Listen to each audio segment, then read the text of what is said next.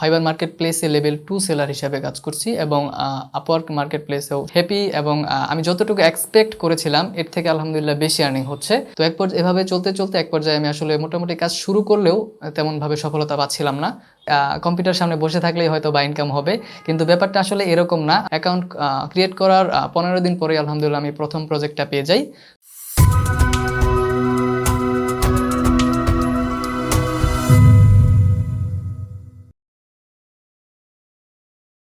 আসসালামু আলাইকুম, আমি মোহাম্মদ সামিউল হোসেন। আমার হোম ডিস্ট্রিক্ট হচ্ছে টাঙ্গাইল। আমি ওয়েবকোডার-আইটির 27 ব্যাচের একজন স্টুডেন্ট ছিলাম। আমার ট্রেনার ছিলেন মোহাম্মদ মনির আহমেদ স্যার। বর্তমানে আমি ঢাকায় একটি প্রাইভেট ইউনিভার্সিটিতে পড়াশোনা করছি, কম্পিউটার সায়েন্স অ্যান্ড ইঞ্জিনিয়ারিং ডিপার্টমেন্টে। এর পাশাপাশি আমি ফ্রিল্যান্সিং করছি ফাইবার এবং আপওয়ার্ক মার্কেট প্লেসে এবং আউট অফ মার্কেট প্লেসে। তো আমি ফ্রিল্যান্সিং করছি মূলত 2020 সাল থেকে। আমাদের বেসটা 2020 সালে শুরু হয়েছিল। তো এখন আমি ফাইবার মার্কেট প্লেসে লেভেল 2 সেলার হিসাবে কাজ করছি এবং আপওয়ার্ক মার্কেট প্লেসেও সফলতার সাথে কাজ করে যাচ্ছি আলহামদুলিল্লাহ। তো আমি কিভাবে ফ্রিল্যান্সিংয়ে আসলাম, কিভাবে আমার ফ্রিল্যান্সিং জার্নিটা শুরু হলো, আজকের এই ভিডিওতে আমি এই বিষয়গুলো নিয়েই কথা বলবো। আচ্ছা, প্রথমে বলি আমি আসলে কিভাবে ফ্রিল্যান্সিংয়ে আসলাম বা ফ্রিল্যান্সিংয়ের প্রতি আমার ইন্টারেস্টটা কিভাবে হলো। তো আমি যখন ক্লাস 9 অথবা 10-এ পড়ি, খুব সম্ভবত 2016 বা 17 সালের দিকে, তো তখন আমাদের এলাকায় এক ভাই ছিল, উনি ফ্রিল্যান্সিংয়ের সাথে জড়িত ছিল।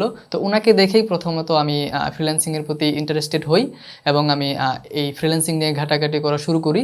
তো এক পর্যায়ে আমি আসলে ওয়েবসাইট ডিজাইন শেখা শুরু করি। কিন্তু ওয়েবসাইট ডিজাইন শেখা শুরু করার পর আমি আসলে বুঝতে পারি যে এটা আমার অনেক লং টাইম লাগবে। এই ওয়েবসাইট ডিজাইনে আমি যদি কোডিং এক্সপার্ট হতে চাই। তো তারপর আমি আসলে খুঁজতে থাকি কিভাবে আমি একটু দ্রুততম সময়ে আর্নিং জেনারেট করতে পারবো। সো এরকম একটা স্কিল খুঁজতে থাকি। তো এরপর আমি আসলে বিভিন্ন ক্যাটাগরিতে সুইচ হতে থাকি, যেহেতু আমার কোনো গাইডলাইন ছিল না বা আমার কারো আন্ডার থেকে আমি শিখতে পারছিলাম না। আমি আসলে ইউটিউব দেখেই ট্রাই করতেছিলাম। তো এভাবে চলতে চলতে এক পর্যায়ে আমি আসলে মোটামুটি কাজ শুরু করলেও তেমনভাবে সফলতা পাচ্ছিলাম না। তো তারপর আমি আসলে ওয়েবকোডার-আইটিতে অ্যাডমিশন নেই। তো এটা ছিল 2020 সালের এপ্রিল মাসে শুরুর দিকে। তো এর আগে আমার একটা ফাইবার অ্যাকাউন্ট সাসপেন্ড হয়ে গিয়েছিল। আমি অল্প কিছু কাজ করেছিলাম, কারণ যেহেতু আমার কোনো গাইডলাইন ছিল না, তো আমি আসলে ওইভাবে বুঝতে পারিনি কিভাবে কি করতে হবে, যার কারণে আমার অ্যাকাউন্টটা চলে গিয়েছিল। তো এরপর আমি ওয়েবকোডার-আইটিতে ভর্তি হওয়ার পর স্যারের দেওয়া গাইডলাইন অনুযায়ী স্কিল ডেভেলপ করতে থাকি। এর পাশাপাশি আমি ফাইবার মার্কেট প্লেসে যখন অ্যাকাউন্ট ক্রিয়েট করার 15 দিন পরে আলহামদুলিল্লাহ আমি প্রথম প্রজেক্টটা পেয়ে যাই। তো এরপর আস্তে আস্তে আমার ধীরে ধীরে প্রজেক্ট আসতে থাকে। এরপর আমি 2021 সালের জুলাই মাসের দিকে আমি লেভেল 2 সেলার হয়ে যাই। এর আগে আমি লেভেল 1 হয়েছিলাম, এবার লেভেল 1 চলে গিয়েছিল, আবার লেভেল 1 ব্যাক পাওয়ার পর দেন লেভেল 2। এখন পর্যন্ত আলহামদুলিল্লাহ লেভেল 2 সেলার হিসেবে কাজ করছি। আচ্ছা, এবার আসি আমি ফ্রিল্যান্সিংয়ের মাধ্যমে কত টাকা আর্নিং করতে পারছি বা আমার বর্তমান ইনকাম কেমন। তো এই বিষয়টা আমি আসলে ব্যক্তিগত কারণে পুরোপুরি শেয়ার করতে চাচ্ছি না। তবে যতটুকু আর্নিং হচ্ছে আলহামদুলিল্লাহ আমি খুবই হ্যাপি এবং আমি যতটুকু এক্সপেক্ট করেছিলাম এর থেকে আলহামদুলিল্লাহ বেশি আর্নিং হচ্ছে। সব কিছু মিলিয়ে আলহামদুলিল্লাহ আমার ফ্রিল্যান্সিংয়ের ইনকাম নিয়ে আমি স্যাটিসফাইড আছি।